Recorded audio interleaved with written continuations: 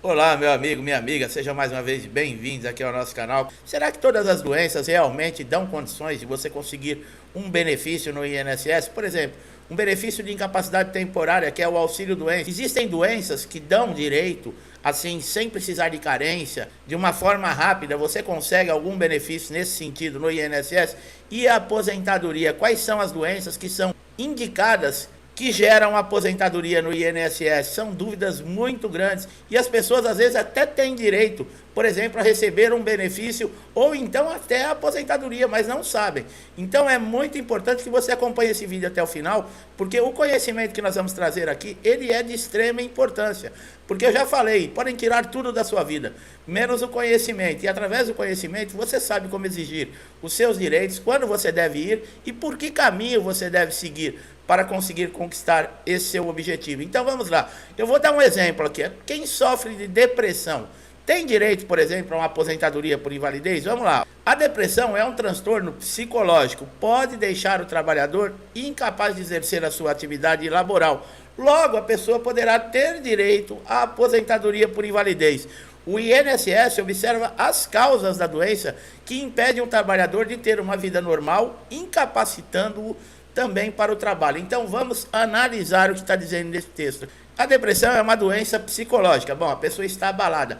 Abala emocionalmente, abala em todos os sentidos. Eu não tenho depressão, mas conheço pessoas que têm. Realmente é uma coisa muito séria, muito grave. Muitas pessoas olham como se fosse frescura, não ter o que fazer.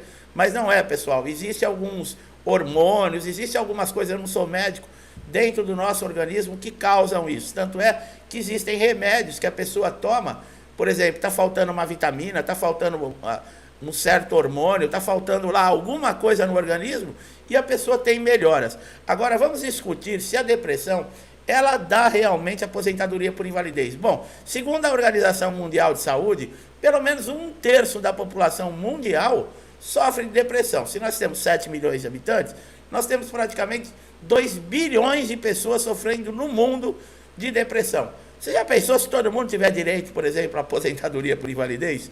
Existem níveis de depressão, por exemplo, uma depressão leve, uma depressão grave, ou aquela que realmente a pessoa chega, muitos cometem até suicídio. Deve existir, né? Eu não sou, como eu falei, eu não sou nenhum médico, não sou nenhum psicólogo, mas nós sabemos de casos e ouvimos sempre falar desses casos.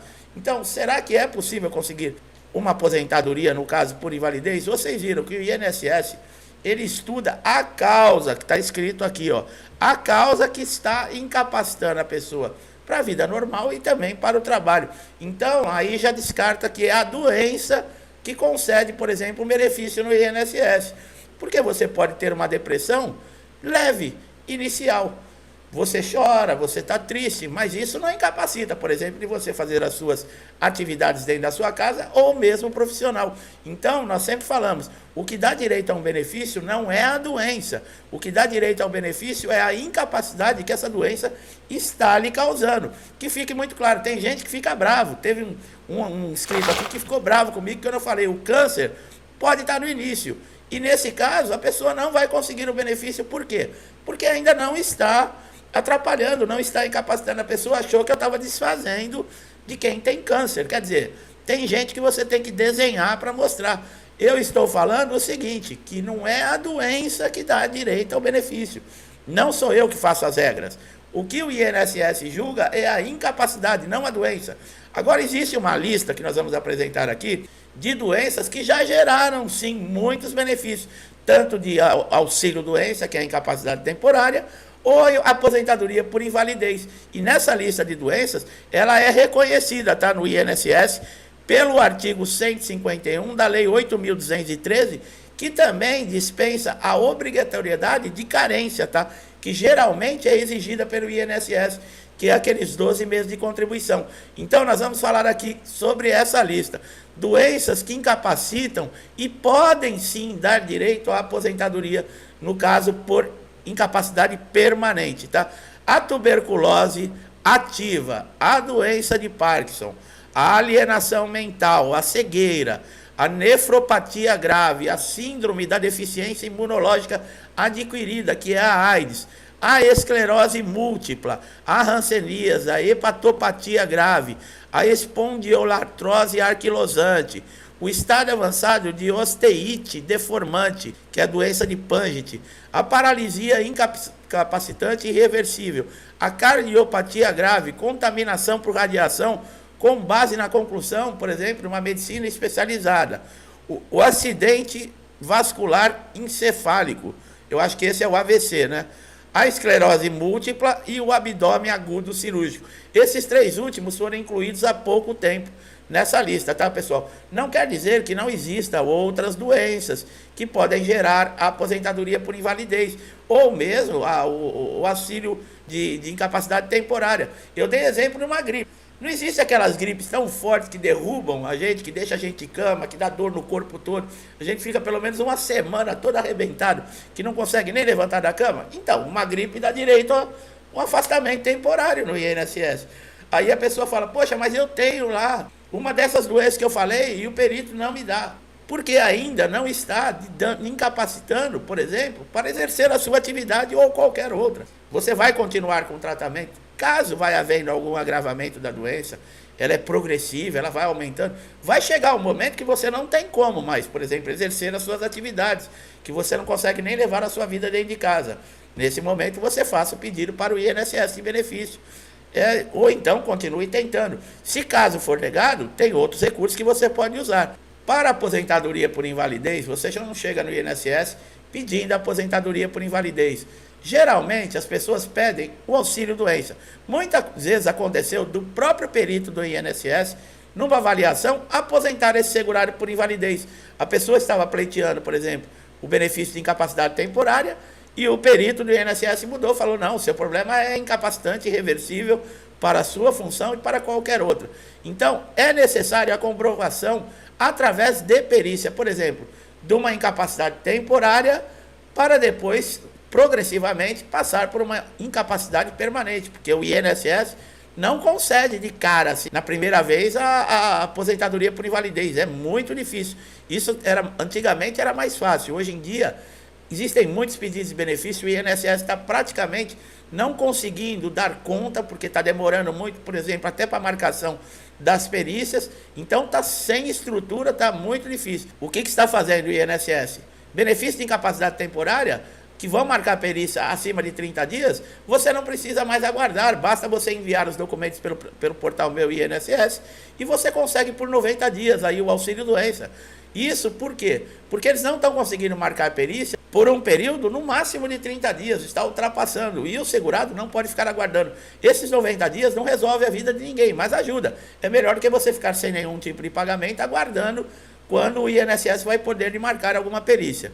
Então, para você aposentar por invalidez, você deve ter uma doença grave ou uma sequela, algo irreversível e incapacitante, tá? Essas doenças que nós acabamos de falar, elas são reconhecidas pelo Ministério da Saúde, tá? E pelo Ministério do Trabalho, da Previdência Social. Então, são doenças que já geraram muitos benefícios, tá? Ter a incapacidade total e permanente devidamente comprovada através da perícia, pode sim de conceder a aposentadoria por invalidez. Como eu acabei de falar, você, por exemplo, está de auxílio-doença. Se a doença for progressiva, você pode ter a conversão também do seu benefício em aposentadoria por invalidez. Caso o INSS não conceda essa conversão, você, perito, está vendo, através de laudos, através de documentação, de tratamentos que você está fazendo, está vendo uma progressão dessa sequela ou dessa doença, e você não tem mais condições de exercer nem mais a sua atividade e nem outra atividade. E o perito lhe nega essa aposentadoria por invalidez. Você pode entrar com uma ação na justiça, tá? Caso você também entre com recurso administrativo no INSS, que pode demorar, por exemplo, 2 anos para ter uma decisão ou uma resposta. Você não precisa ficar aguardando terminar esse recurso para entrar na justiça. Já entre com uma ação pedindo a conversão do auxílio-doença para aposentadoria por invalidez. Se a junta de recursos demora 2 anos, um processo também, uma ação judicial, assim também vai demorar uns 2 anos. Lembrando que você deve ter todos os documentos atualizados, comprovando, por exemplo, que a sua sequela, que a sua doença, ela era temporária, mas ela se tornou totalmente incapacitante. Você vai ter que comprovar isso através de perícia na justiça, tá? Não é falando somente, não. Tem que chegar lá e tem que ser comprovado. Através de quê? Através de todos os documentos, de laudos, de histórico cirúrgico, de receitas médicas, tudo que você tiver, você guarde por uma situação que não vai amassar, não vai molhar, não vai rasurar, porque esses documentos vão chegar na mão de um perito judicial e nas mãos de um juiz.